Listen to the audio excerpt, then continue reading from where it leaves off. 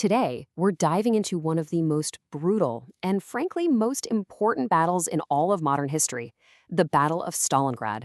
And this wasn't just a fight over a city. Oh no. This was the moment everything changed on the Eastern Front in World War II. It was a psychological and strategic turning point that would, believe it or not, seal the fate of the Third Reich.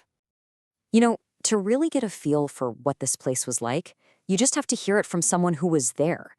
This quote from a German lieutenant, it paints an absolutely apocalyptic picture. We're not talking about a battle for a town anymore. This was a struggle for survival inside a giant furnace, a place so utterly destroyed that nothing but the soldiers themselves were left. So that brings us to the first big question, right? Why here? Out of all the places in the Soviet Union, why did this one city on the Volga River become the absolute epicenter of so much destruction? Well, the answer isn't just because of its name. It's about what lay just beyond it. The answer, in one word, is oil. See, Hitler's big summer offensive in 1942, which was codenamed Operation Blue, had one main goal: get to the rich oil fields of the Caucasus. Stalingrad was the massive logistical hub standing right in the way.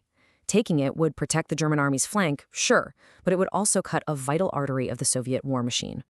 So how did they even end up here? Well, let's back up a little. After Germany's initial invasion in 1941 got stopped dead in its tracks by that famously brutal Russian winter right outside Moscow, Hitler had to rethink his strategy. So, in the summer of 42, he decided to gamble everything on a huge push to the south, and he sent his biggest and best army, the Sixth Army, straight for the city that bore Stalin's name.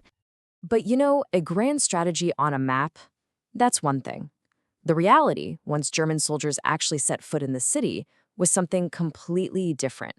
It devolved into a kind of urban warfare that they were just not ready for, at all. The German soldiers themselves even came up with a name for it: Rattenkrieg, the War of the Rats. And that name just perfectly captures what it was like. This wasn't about sweeping tank maneuvers anymore. It became this desperate, savage brawl for every single floor of every shattered building, for every foot of sewer pipe, for every single pile of rubble. Just listen to this entry from a German soldier's diary. He was fighting for control of the city's giant grain elevator, and he describes the Soviet defenders not as soldiers, but as devils. That really gives you a sense of the fanatical, do-or-die resistance the Germans were up against in every single corner of that city. And you have to remember, while all this was going on, civilians were trapped in this hellscape. This quote from Lyudmila Labchuk, who was just a little kid at the time, shows us the other side of the coin. For thousands of civilians, it was an escape through a literal sea of fire. Imagine that, a fight for your life with no weapons, nothing.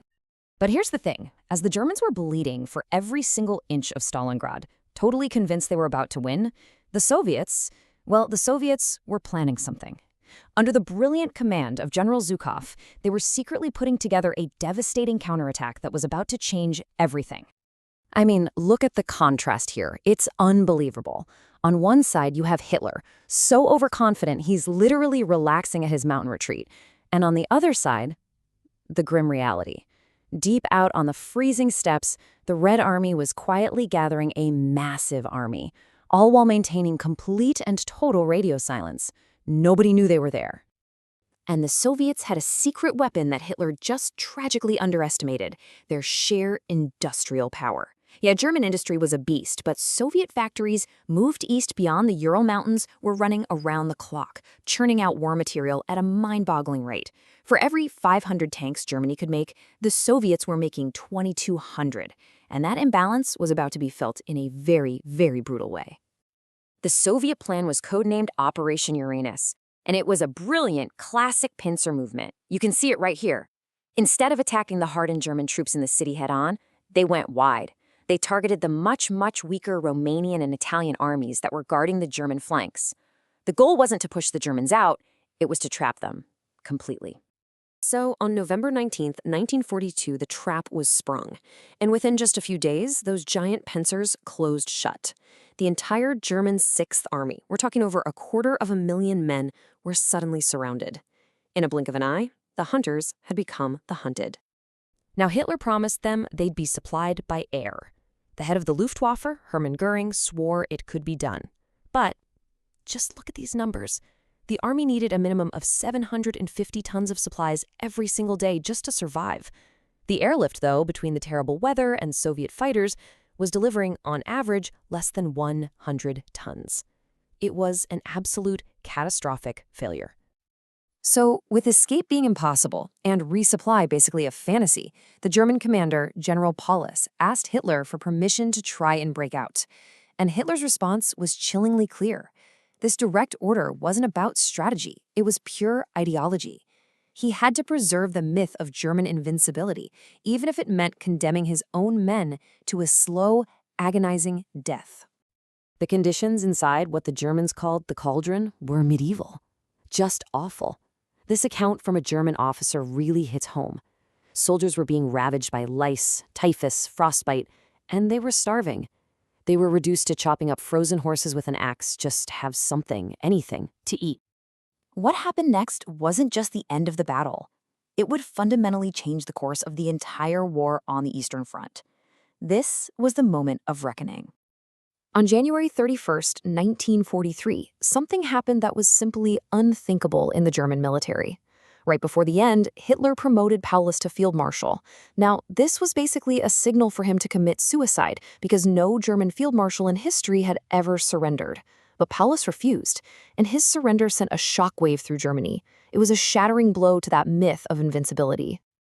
But the Soviet victory came at a price that is almost impossible to comprehend. Just look at these numbers. The battle chewed up and spat out nearly 2 million lives in just over 6 months. That makes it one of the single deadliest battles in the entire history of warfare. And when the smoke finally cleared, 91,000 German soldiers, the ones who had somehow survived, surrendered and were taken prisoner. For them, the fighting was over, but their nightmare was just beginning. Because of those 91,000 men who marched into Soviet captivity, already starving and sick, only about 5,000 would ever see Germany again. A final, heartbreaking testament to the unbelievable human cost of this battle. You see, Stalingrad was so much more than a military defeat for Germany. It was a psychological catastrophe that the Third Reich truly never recovered from. From this moment on, the Red Army was on the attack, beginning a relentless march that would end in the ruins of Berlin. So the final question it really leaves us with is this: how did the psychology of this one single catastrophic defeat, the very idea of it, shape the mindset of every single soldier on the Eastern Front for the rest of the war?